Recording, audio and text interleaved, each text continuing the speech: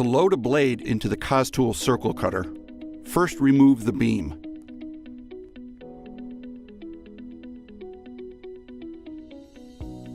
Now remove the blade holding knob and the blade cover.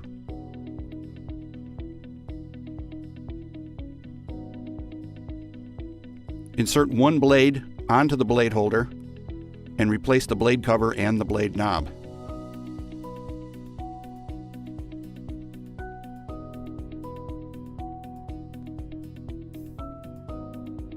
Now replace the beam into the tool.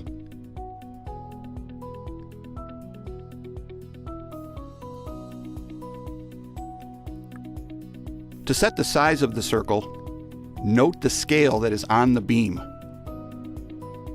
This scale is in both metric and inch.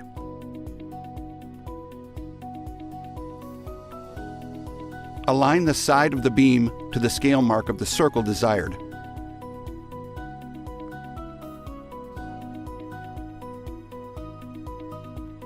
When using the COS-Tool Circle Cutter, always use foam board underlayment under the foam that you're cutting.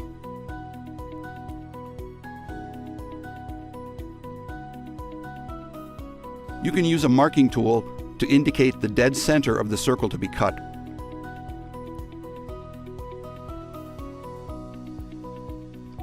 Align the retractable pin on the mark you made to see that the circle is dead center. To cut the circle, turn the crank clockwise. Rotate until you can feel the blade pass through your foam and cut slightly into the foam board underneath. Make sure after every cut, rewind the tool to neutral.